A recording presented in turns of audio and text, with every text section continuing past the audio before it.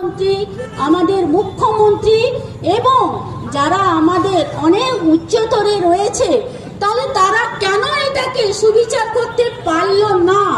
আমার আজকে হৃদয়ের অন্তঃস্থল থেকে কাঁদতে ইচ্ছে করছে, বা কেঁদেছি, বা আরো কাঁদবো যে আমরা মেয়েরা এইভাবে কি নির্যাতিত হব?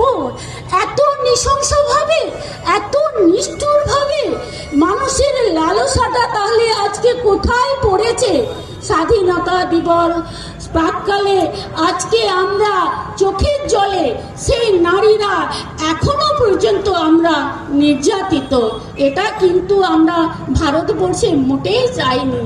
আমাদের মনীষীরা যারা জীবন দিয়ে আমাদের ভারতবর্ষকে স্বাধীনতা করেছিল, সেটা কি এই স্বাধীনতা?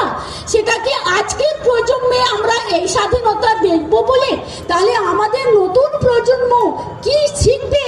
কার কাছ থেকে শিখবে? কার কাছ থেকে আমরা কাকে দিয়ে প্রতিবাদ জানাবো যে আমাদের এই নৃশংস নিষ্ঠুর হত্যাকাণ্ড কেন চাপা দেওয়া হচ্ছে? কেন দোষী আজকে শাস্তি পাচ্ছে না? আমি ভগবানের কাছে, ঈশ্বরের কাছে প্রার্থনা করি তারা যেন কঠিন থেকে কঠিনতর শাস্তি পায়। এইভাবে যেন তাদের হাত মুচড়ে দেওয়া হয়, এইভাবে যেন তাদের পা ভেঙে দেওয়া হয়, এইভাবে যেন তাদের চক্ষু উবড়ে না হয়, এইভাবে তাদের শাস্তি দিয়ে গোটা ভারতবর্ষ জানুক যে আমাদের যারা নির্যাতন করেছিল তাদেরকে এইভাবে শাস্তি দেওয়া হয়েছে।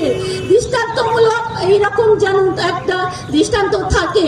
আজকে আমাদের ডাক্তারবাবুরা সবাই হাসপাতাল থেকে বেরিয়েছিলাম, সেখানে সবাই প্রতিবাদ জানিয়েছি। আপনাদের একজন লেডি ডাক্তারবাবু বলেছিলেন তিনি এত কষ্ট পেয়েছেন যে আমরা এই ভারতবর্ষে মেয়ে জাতি চাই না, যে মেয়ে জাতির উপরে এত নির্যাতন হচ্ছে, এত উঁচু দরে ডাক্তারবাবুর উপরে যদি নির্যাতন করে, তাহলে সাধারণ পাবলিক তো আমরা এইখানে আমরা কোথায় সিকিউরিটি পাবো? কোথায় রাস্তাঘাটে যাব? কোথায় চাকরি করব? সে বলেছিল যে আমাদের কোনো মেয়ে বাচ্চা চাই না, আমরা সব ছেলে বাচ্চা চাই। তাহলে আমি এখানেও তার কথাটা রিপিট করছি, এবং তার কথাটা আমার খুবই ভালো লেগেছিল যে সত্যি আমরা মেয়ে বাচ্চা কেউ চাই না, আমাদের সব ছেলে বাচ্চা হোক, তারা এই ধরনীকে শ্যামলী সুন্দর করে তুলুক। নমস্কার।